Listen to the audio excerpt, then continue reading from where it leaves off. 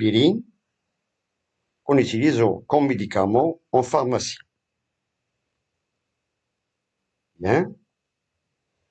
Donc l'historique, l'acide acétylsalicylique, comme abréviation on a AAS, puis connu sous le nom commercial d'aspirine. L'appellation aspirine vient d'aspirine enregistrée comme nom de marque le 6 mars 1899 par la société Bayer à Berlin.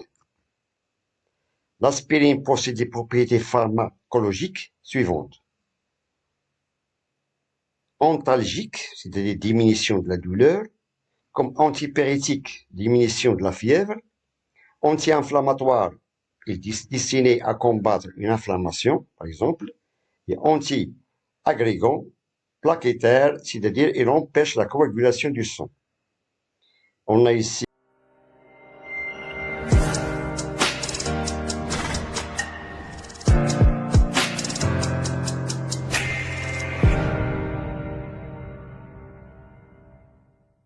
bonjour.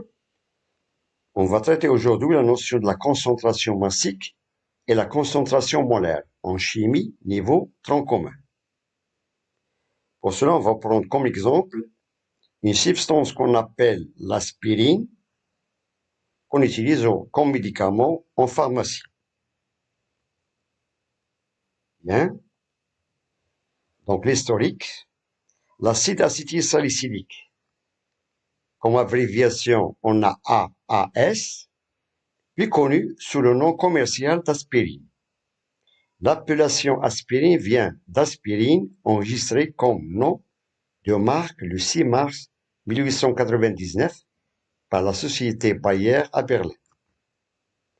L'aspirine possède des propriétés pharmacologiques suivantes.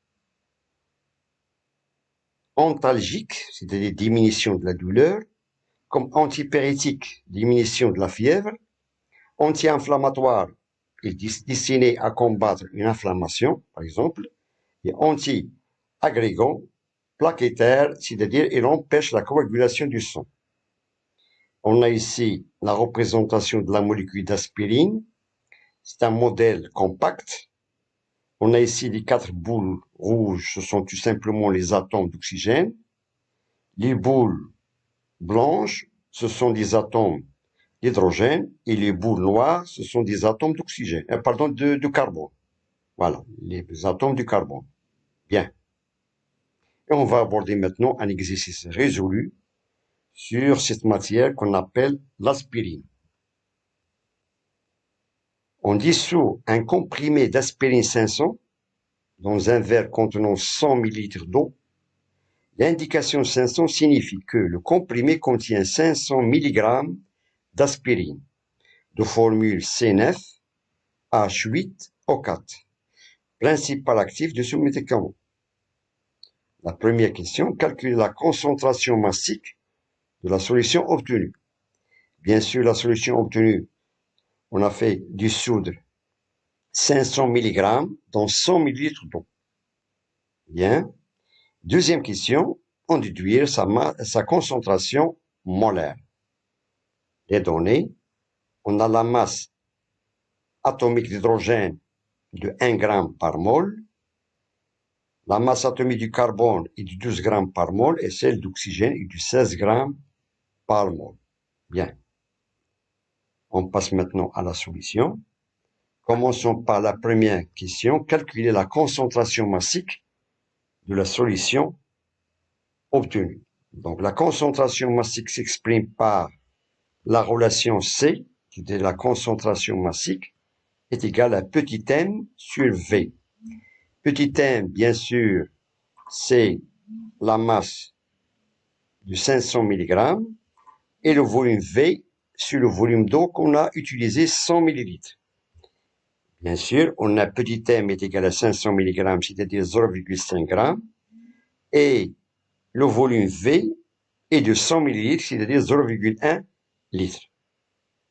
Et on remplace ces deux valeurs dans la formule, et on aura la concentration massique est égale à 0,5 sur 0,1, c'est 0,1, qui est égal à 5 g par litre. Voilà, sur 0,1 est égal à 5 grammes par litre.